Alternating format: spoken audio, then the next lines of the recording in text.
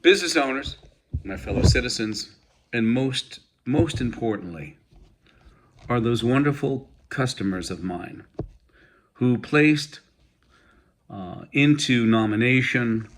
They assisted me with the American National Standards Institute, who was accepting applications for nomination to their board. And I would like to really thank you from the bottom of my heart and let you know that this whole situation, I found out through ANSI that there was an unfavorable vote for me, and that is due to Russ Chaney, the nominating chairman.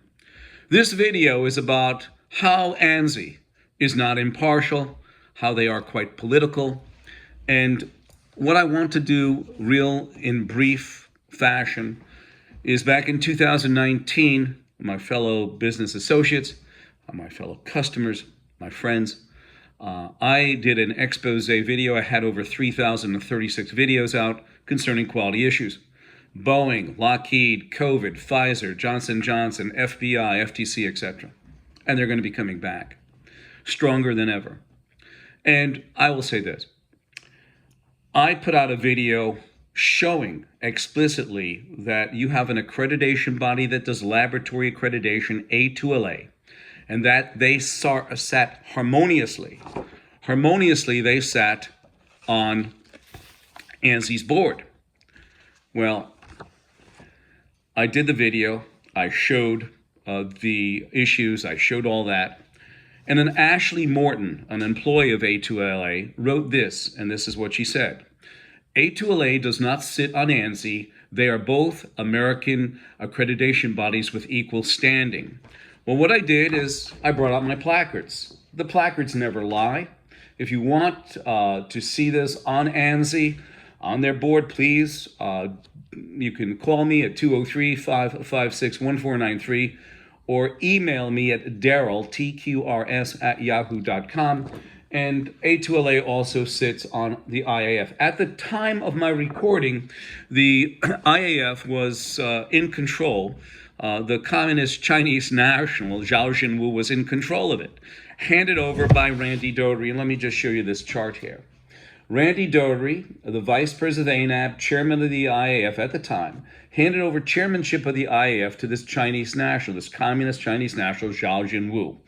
They have, per Chinese government, they have China National Intelligence Law, Article number 7, which mandates espionage.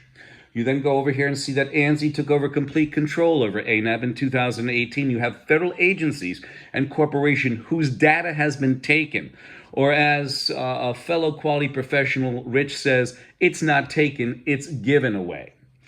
Also, business owners, I'd like you to understand this, that Zhao Jinwu, here's a picture of him in Wuhan, China, handing over a laboratory certification to the same lab that is supposedly the lab that released the COVID-19 virus. We continue on. In 2016, Randy Doherty invited us to join either the IAF or ANAB or both. But how could I, as a proud American, do this when you have China breathing down your throat, mandated by their country of origin, okay, to take your data through Article number 7? What happened is, the following day that I put out that video, and Russ Chaney, the nominating chairman of the board, who had to look over my documentation that I submitted, the nomination chairman put this out and left it on my telephone. And here it is.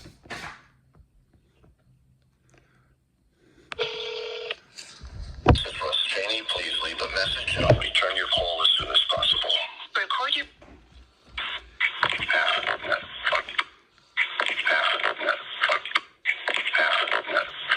That is exactly what he said. Half a nut, fuck you. Yes, that's what he said. And here is his letterhead with his telephone number. This is the actual snapshot of my iPhone. Yes, and this is Russ Chaney. I sent a letter to Joe Battia. Joe Battia is the CEO of ANSI, and I sent it to him, and he forwarded the recording that I sent along with a letter to this guy here, Jameson Carroll. Jameson Carroll said that he found nothing objectionable about the audio file. Let's play it again for you, will you please? This is Russ Chaney. Please leave a message and I'll return your call as soon as possible. Record your...